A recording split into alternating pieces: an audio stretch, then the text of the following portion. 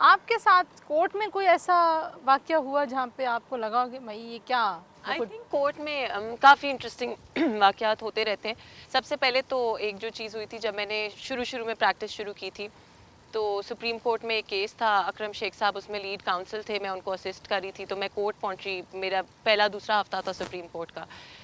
तो कॉरिडोर्स में चलते चलते मुझे एक साहब आके, जो सीनियर लॉयर थे, मुझे कहते हैं कि बेटा आप अपने अब्बू के साथ सैर करने आई हैं। तो मुझे इतनी हैरत हुई कि यार मतलब सिर्फ मैं यंग हूँ या मैं खातून हूँ, तो ये उन्होंने, हालांकि आई वाज इन यूनिफॉर्म।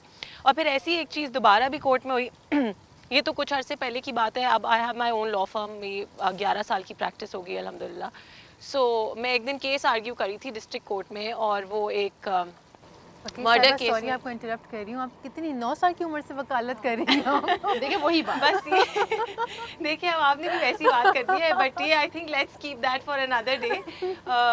मैं एक क्रिमिनल केस के अंदर बेल एप्लीकेशन आर्ग्यू कर रही थी, और जज साहब सुन रहे थे मुझे।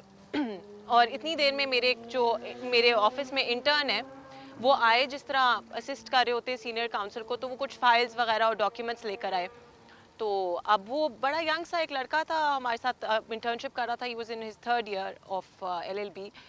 लेकिन अब आपको पता है कि आदमी थोड़े ऊंचे लंबे और इस तरह करके होते हैं। तो जैसे ही वो आया, हमारा जो इंटर्न था, उसने आके मुझे फाइल वगैरह पकड़ाई, तो जज साहब कहते हैं चलिए मैडम अब लीड काउंसिल आ गए, आप साइड पे हो जाएं, इनको आर्ग्यू करने दें।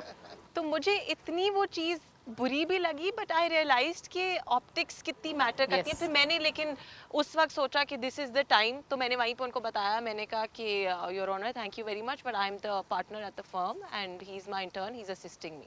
तो उसके बाद फिर उन्होंने मुझे चेम्बर्स में बुलाया और अपोलोजाइज भी किया। बट अपोलॉजी में भी जैसे उन्होंने कहा ना, बड़ी मज़े की बात थी, उन्होंने कहा मेरा क्या कसूर है जी, आप इतनी छोटी सी लगती हैं। So that was I think एक प्लस पॉइंट भी है वैसे तो, ये टेक इट है, एज अ बस कॉम्प्लीमेंट। है भी, लेकिन आई थिंक जैसे हमने बात शुरू की थी, वो मेल डोमिनेटेड लोग प्रोफेशन में पैट्रनाइज थोड़ा बहुत मुश्किल ज़्यादा हो जाता है।